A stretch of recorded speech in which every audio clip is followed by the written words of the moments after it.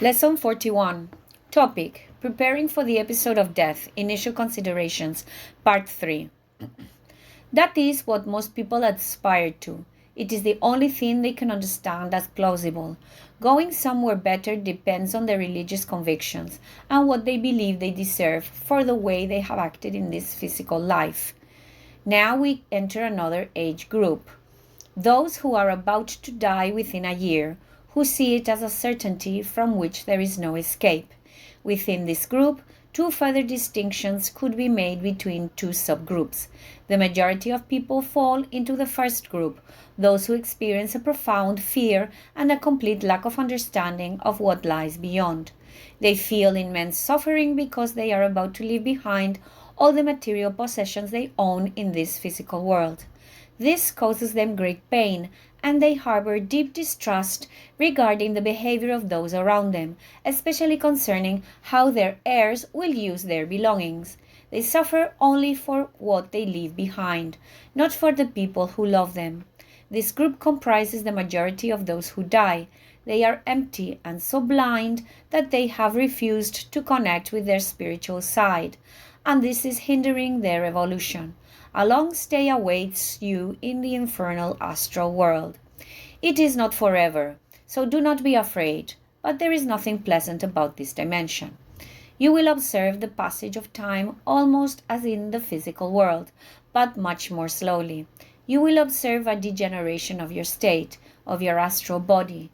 If you do not insist too much on remaining in this dimension, it will cause you to change your attitude. You will change your consciousness. You will realize that you cannot stay here much longer, that physical life is over, that you will no longer be able to possess material goods, that you belong to another world. The sooner you reach this certainty, the less time you will suffer.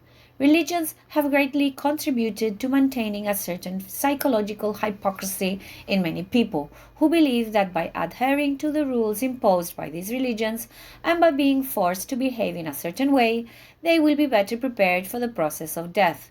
It's not that simple. It's not enough to appear to be following the dictates of the religion, whatever it may be.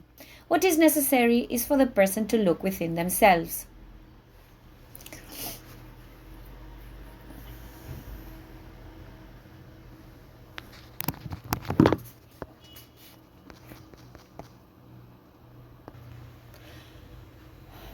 To fully self-analyze, to forget what the rules say about how they should behave, at least outwardly, if they analyze themselves completely from within. Looking deeply into themselves, they will realize their mistakes, and then they will change their behavior toward the people around them. This will help them lose their fear of death, because they will see that their intuition is awakening, that this provides them with useful knowledge for spiritual evolution. If you continue along this process, you will eventually reach a starting point that will be beneficial for your subsequent evolution. Even if you have made significant mistakes in your life, hurt many people along the way, and left behind only bad memories, if you have engaged in self-analysis, you will understand your errors. This will provide the first necessary step for your subsequent evolution after death to be as positive as possible. The next phase would be a thorough self-examination, taking it to its ultimate conclusion, so that you are aware of your mistakes and therefore avoid repeating them. You will also need to spend the necessary time in this lower astral dimension after physical death to learn from your errors and prepare for a beneficial next reincarnation that brings you closer to the Father. You will learn this over time, but the starting point must be the previous one: self-analysis, letting go of religions, being authentic, being fully aware of your behavior, and ceasing to be hypocritical.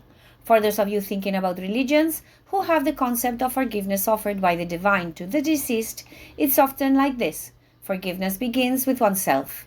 This forgiveness occurs first and foremost when one has thoroughly examined oneself, thus acknowledging one's mistakes, and is willing to rectify everything that has happened, all the harm caused.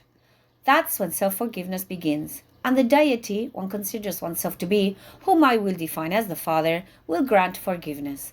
The path is long and very difficult. One must accept much guilt along the way, lose attachment to the material world, and remember all the wrongs and rights from previous lives. as well as those done in this last life. And one must be aware that in the spiritual world one can learn what is necessary to make one's life in this reincarnation, in the physical world, be best it can be. The time you spend in the situation, in most cases, can be a long time, but the universe is in no hurry. You have to follow the evolution step by step.